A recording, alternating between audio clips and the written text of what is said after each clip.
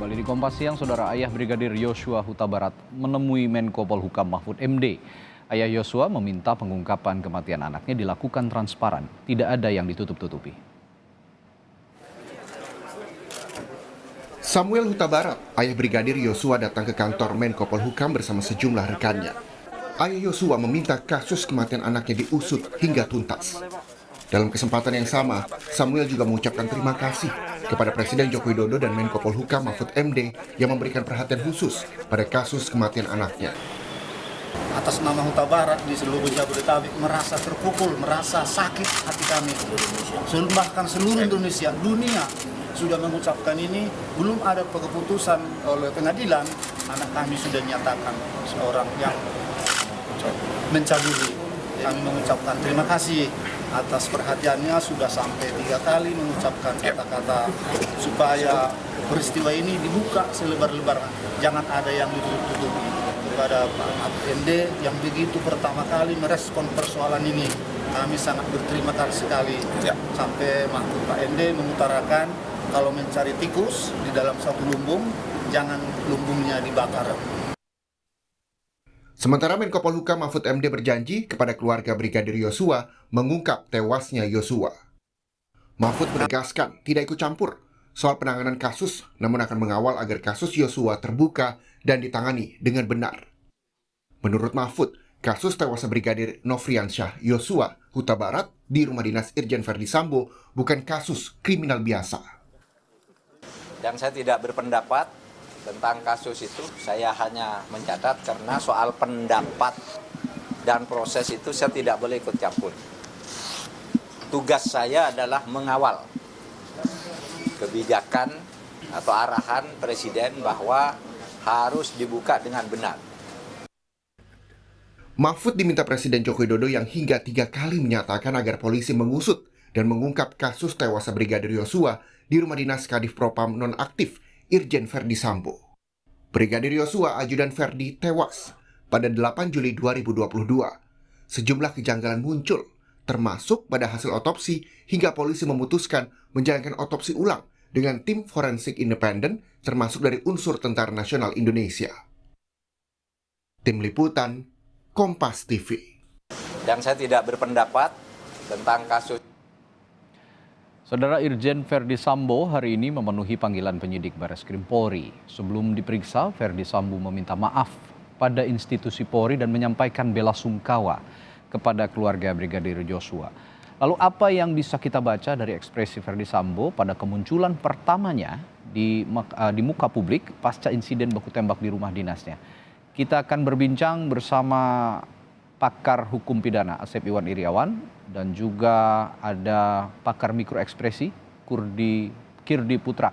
Selamat siang Bapak-bapak, Kang Asep, Bung Kirdi. Adit. Selamat siang. Ya. Ya, saya ke Bung Kirdi dulu deh.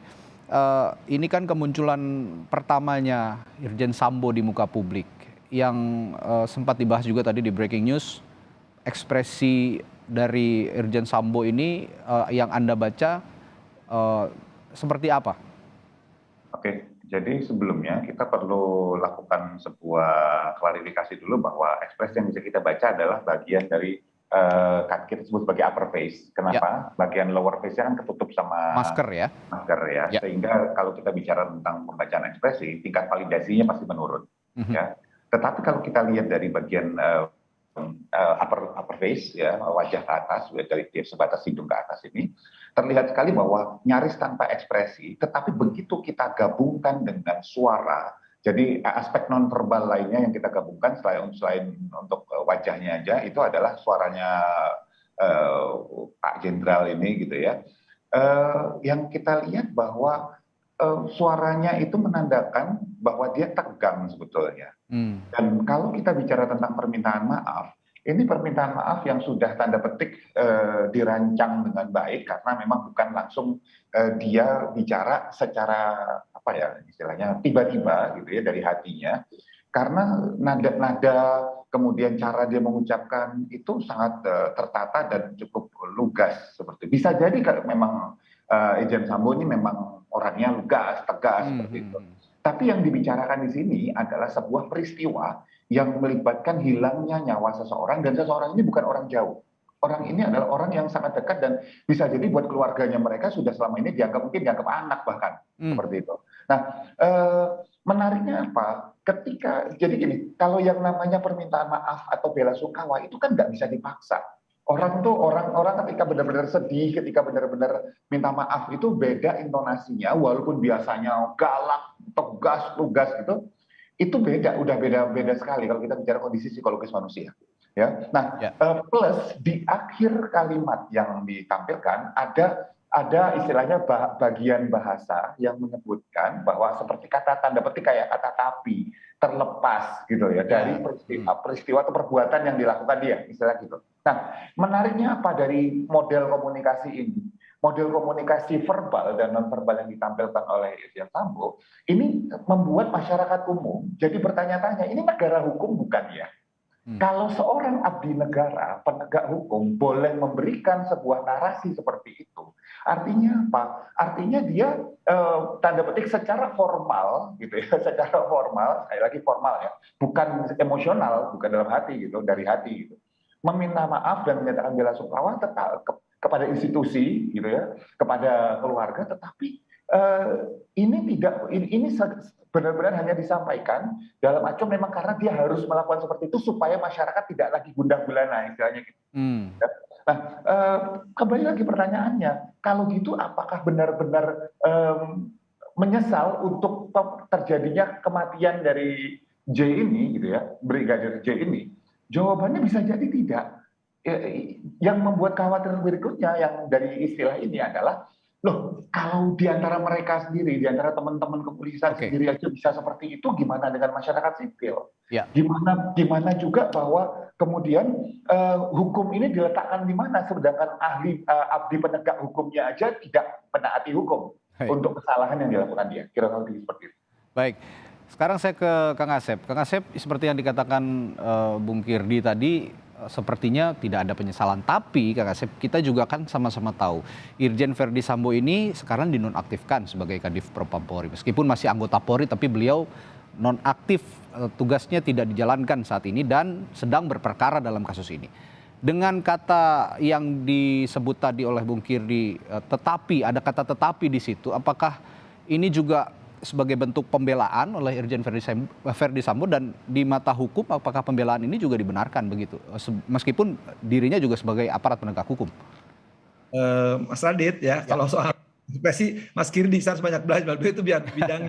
Kalau sekarang di luar keterangan itu ya nggak mempengaruhi, ini penyidikan itu ya yang bersangkutan sekarang mau didengar keterangannya. Ya, penyidikan itu serangkaian tindakan pengumpulan barang bukti, ya, alat bukti. Nah, satu alat bukti keterangan-keterangan tadi. Nah, yang dianggap itu ya keterangan di depan penyidik. Kalau di luar penyidik, tadi ini kan belum baru masuk. Nah itu memang meski yang lebih tahu kalau itu bisa menilai. Tapi kalau nanti udah jadi berkas baru saya bisa memasuki. Kalau di luar saya nggak berani menilai. Ya, saya bukan keahlian saya, kalian Mas Kini kalau di luar membacanya. Baik, tapi tentunya dilegalkan secara hukum jika nanti di depan penyidik juga Irjen Verdi Sambo ini memberikan pembelaan, begitu ya Kang Asep ya? Ini semua sekarang kan sikapnya penyidikan, semua didengar keterangannya entah sebagai saksi maupun sebagai tersangka. Jadi semua keterangan itu akan ditanya oleh penyidik, ya bisa beberapa kali berita acara. Ya. Nah keterangan itulah jadi bahan penyidik, udah tahu gambarannya tindak pidananya, bahasa penyidikan itu jelas kan, dengan alat bukti tadi menjadi terang tindak pidana itu pasal 1 angka 2. Nah katakanlah tadi ya, entah kalau pembelaan nanti di persidangan di terminologi itu keterangan apapun ya nanti kan penyidik apakah bahasa hukumnya lagi 185 ayat 6 apakah bersesuaian nggak dengan keterangan saksi lain atau barang bukti lain atau alat bukti lain. Itu 185 itu ada rinciannya ABCD ya. Nah, itu akan dinilai atau tidaknya. Jadi itu yang akan dinilai oleh penegak hukum. Nah, sekarang masih dalam penyidikan ya. Terang nggak dengan keterangan sekarang Irjen Verdi Sambo diberi kesempatan untuk menjelaskan nanti depan penyidik. Ya, nanti juga akan ada saksi ataupun pihak-pihak lain yang diperiksa, dan seperti Kang Asep tadi bilang, kesesuaian pernyataan juga akan dirangkai oleh penyidik menjadi satu kesatuan yang akan dibawa ke meja hukum sebagai berkas, begitu ya Kang Asep. Ya, saya kan ke kuasa hukum keluarga Brigadir Yosua yang saat ini siang ini juga sudah bergabung. Bung Nelson Simanjuntak, siang Bung Nelson. Ya, siang. Ya, Bung Nelson, kita sedang membahas kalimat yang diucapkan oleh Irjen Sambo tadi pada saat sebelum masuk ke Bareskrim Polri. Beliau sempat menyampaikan bela sungkawa, Irjen Sambo menyampaikan bela sungkawa dan juga sekaligus sepertinya memberikan pembelaan juga di depan publik bahwa tetapi insiden ini terjadi karena almarhum Brigadir Yosua juga berbuat sesuatu kepada keluarganya. Bagaimana Anda melihat ini? Baik, terima kasih. Ada beberapa tafsiran bahasa Indonesia tentang meminta maaf. Minta maaf senang sekali, minta maaf kegembiraan, dan tentunya minta maaf cita, dan paling akhir minta maaf atas kesalahan yang dilakukan.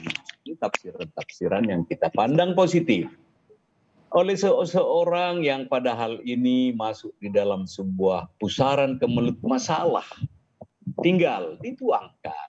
Minta maaf ini secara universal, umum, tentu kita terima dengan baik sekali. Apalagi untuk keluarga besar Brigadir Joshua, minta maaf ini, apakah Brigadir Joshua sudah tidak bersalah atau bersalah? Tidak ada tersangka bahasa hukum yang kita pakai kepada Brigadir Joshua karena sudah almarhum. Sampai kapanpun di peraturan perundang-undangan tidak bisa dimintai keterangan kepada almarhum. Nah, mari kita kaitkan. In another side, di sisi lain, minta maafnya kemana lagi? Ya, silakan atas lokus, tempus, delikti apa yang kita lakukan selama ini tidak kita tuding, tetapi tuangkanlah ini nanti semuanya di dalam sebuah berita acara pemeriksaan yang sedang diproses di penyidik. Ya, sekali lagi proses hukum yang tentu saja bisa menjawab semua pertanyaan publik. Tahan dulu, kita akan jeda sejenak. Bung Nelson, Kang Asep dan juga Bung Kirdi. Kompas yang akan segera kembali dengan ketiga narasumber saya setelah jeda.